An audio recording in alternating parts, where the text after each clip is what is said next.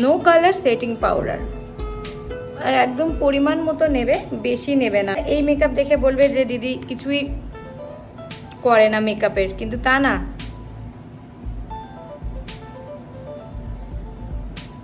আমি দেখাই না, আমার হেভি মেকআপ দেখানো পছন্দ না, কারণ আমি নিজেও হেভি মেকআপ করি না, সেই জন্য।